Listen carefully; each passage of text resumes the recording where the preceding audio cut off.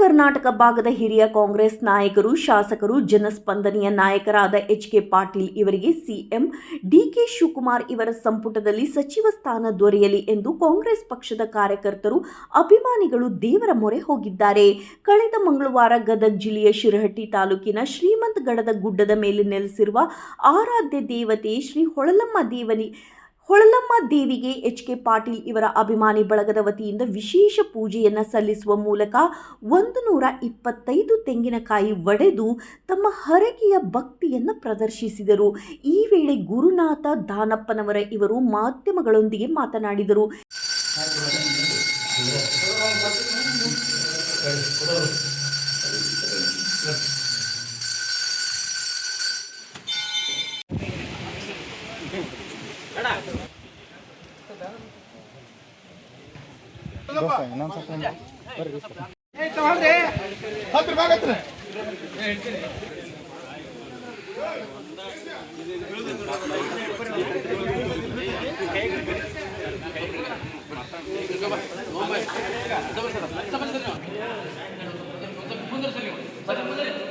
ಮತ್ತು print ಮೀಡಿಯಾದವರೇ, electronic ಮೀಡಿಯಾದವರೇ, ನಿಮ್ಗೆಲ್ಲರಿಗೂ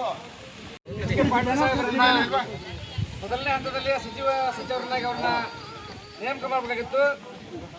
ಅವರ ಹಿರಿತನ ಮತ್ತು ಅನುಭವವನ್ನು ಅವೆಲ್ಲವನ್ನು ಗುರುತಿಸಿ ಮೊದಲನೇ ಹಂತದಲ್ಲಿ ಅವರನ್ನು ಕೈಗೊಳ್ಳಲಿಲ್ಲ. ಈಗ ಎರಡನೇ ಹಂತದಲ್ಲಿ ಅವರನ್ನು ಸಚಿವರನ್ನಾಗಿ ಮಾಡಲೇಬೇಕು.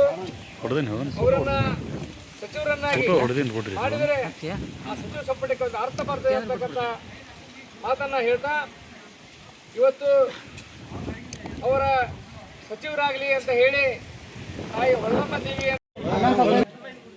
ಬರ್ತಕ್ಕಂಥ ಮಂತ್ರಿಮಂಡಲದಲ್ಲಿ ಅವರನ್ನ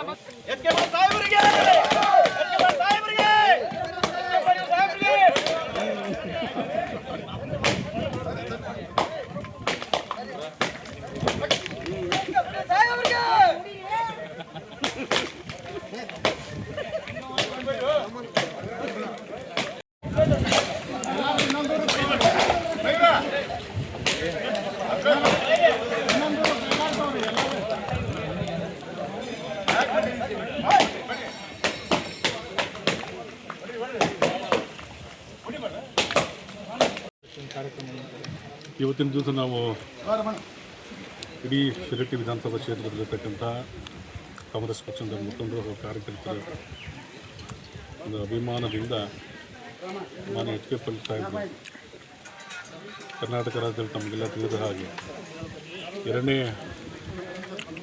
ಹಂತದಲ್ಲಿ ಮಾನ್ಯ ಡಿ.ಕೆ. ಶಿವಕುಮಾರ್ ಸಾಹೇಬರ ನೇತೃತ್ವದ ಸರ್ಕಾರದಲ್ಲಿ ಸಚಿವ ಸಂಪುಟದಲ್ಲಿ ಅವರಿಗೆ ಎರಡನೇ ಹಂತದಲ್ಲಿ ಅವಕಾಶ ಮಾಡಿಕೊಡಬೇಕು ಮತ್ತು ಇಡೀ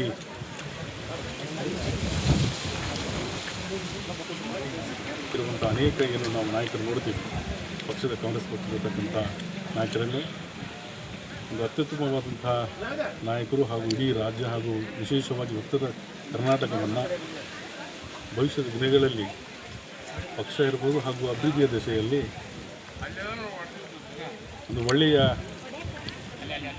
ರೀತಿಯಲ್ಲಿ ಸಂಘಟಿಸುವಂಥ ಚಾತುರ್ಯವನ್ನು ಹೊಂದಿರುವಂಥ ಒಬ್ಬರ ನಾಯಕರು. ಅವರನ್ನು ತಾವು ಎರಡನೇ ಹಂತದ ಸಂಪುಟದಲ್ಲಿ ಅವರ ಮಂತ್ರಿಯನ್ನು ಮಾಡೋದರ ಜೊತೆಗೆ ಅವರನ್ನು